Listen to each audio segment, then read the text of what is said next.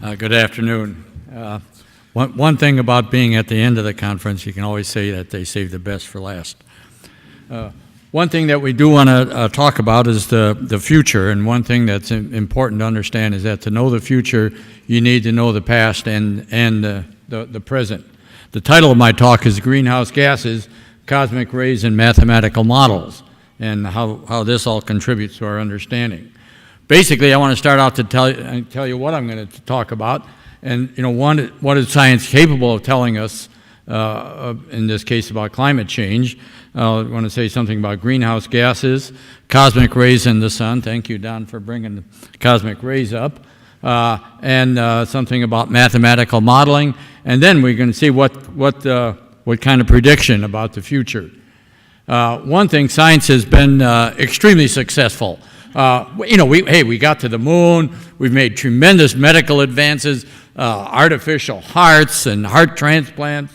Look at computers in the digital age. Look at the Hubble Space Telescope, or going around the solar system. I mean, we sent Cassini out to Saturn. We got there within 9 seconds of our predicted time. I mean, science has been really successful. And people look to science. When you say something in the name of science, that means it's pretty good. We can count on it, or at least that's the way people see it. I want to just say something about science versus pseudoscience.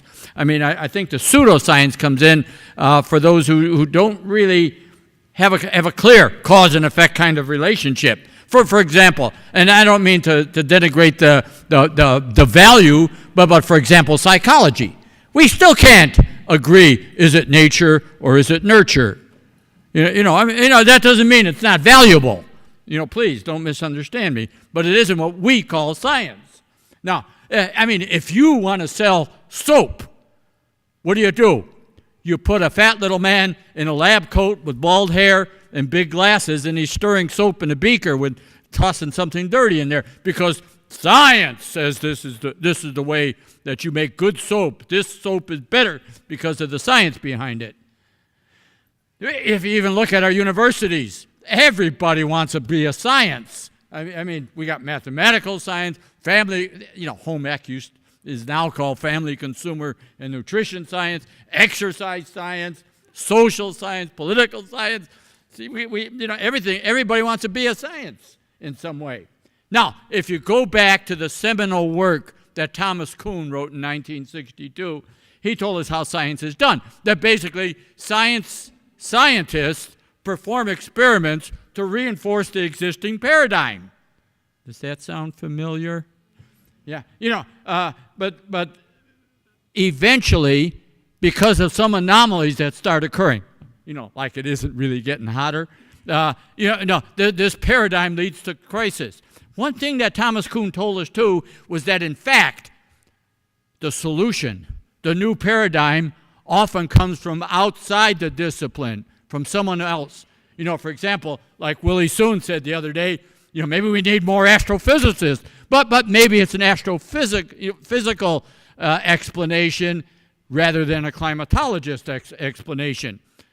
Sometimes we're looking through just certain kinds of glasses that focus only one way. But one thing that Thomas Kuhn also showed us, that while there indeed are vast differences between political and scientific revolutions, both have a common metaphor. And there's a parallelism in science and politics, that when both cease to meet the needs, at least of a segment of their communities, that they themselves have created, that this sense of malfunction leads to crisis, and somehow it seems that you have to do something one way or the other, come up with something that's better. Usually it's not necessarily what's right or wrong, but something that works. Now, let's apply this to greenhouse gases if we can.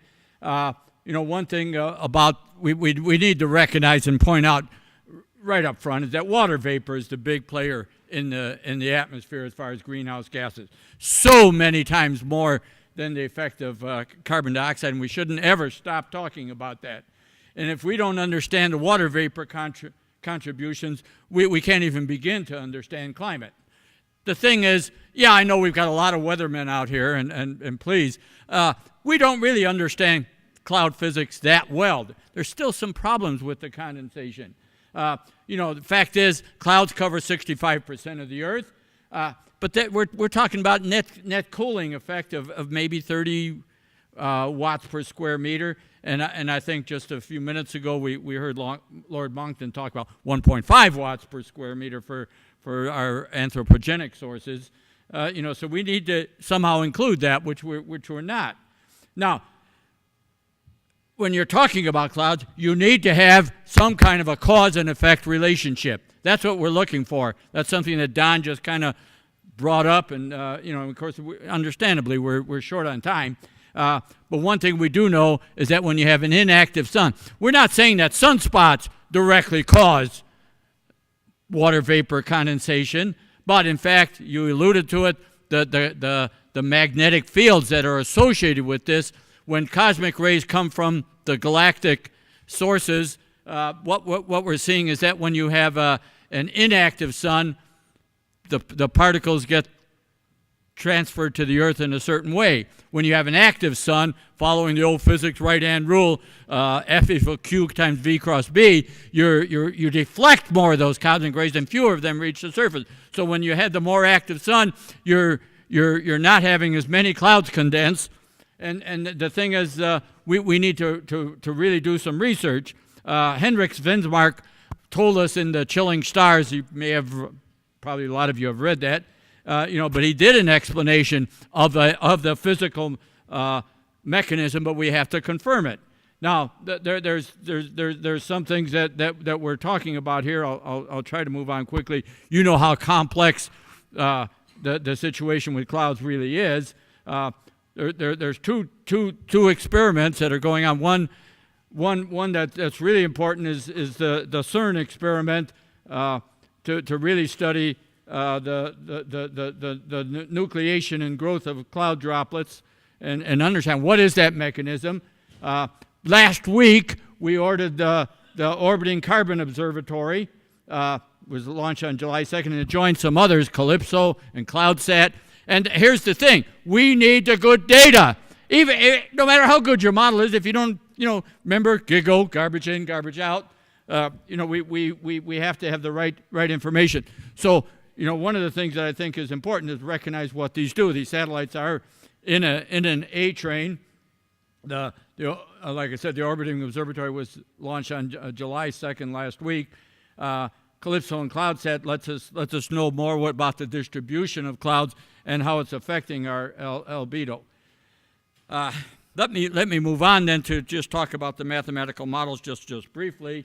Back in 1892, Poincaré wrote a treatise on the new methods of celestial mechanics. And one of the things that he said is you cannot solve problems like the stability of the solar system because nonlinear dynamical systems are in fact subject to sensitivity to initial conditions and unpredictably chaotic outcomes. You can't predict when, where, or how much these outcomes might actually occur. We saw this in 1963 when Ed Lorenz at MIT developed a computer model of his weather. He said, "Oh, this outcome looks kind of interesting," but his computer wasn't running very fast, so he went to get a cup of coffee, and he typed in some initial conditions that were. When he typed them in, he copied what was on the printer, but it was only good to 4 decimal places, and after that, he basically his input was 0000 after those 4 decimal places. Whereas the computer had real values, and he got totally different weather. Now, we know this about models, but the one thing that we need to recognize, and especially when you're talking about sigma t to the 4th is talking about temperature, you're talking about a nonlinear dynamical system, which means you cannot predict that in the future. Now, I know I've done the iterative problems with my students, and yes, we got some solutions, but those are for extremely small time intervals. When you're trying to talk about years in the future, I did some consulting for one of our local weathermen in St. Paul, and he told me in 1960, we could predict the weather for 24 hours with 86% accuracy. And then in the late 90s when we were talking, he says, you know, in 1998, we can predict the weather for 24 hours with 86% accuracy. You know, and you know, your weathermen can tell me if that's still correct today. But the simple fact is, you know, once you get out several days, you can't tell. And some of these models are not able to predict. One thing we know, there haven't been any increases in the Atlantic hurricane. You have to throw out this one spot because, according to Obama, that's Bush's fault. You know, we don't know, you know, besides global warming, is there any other reason that ocean levels are rising?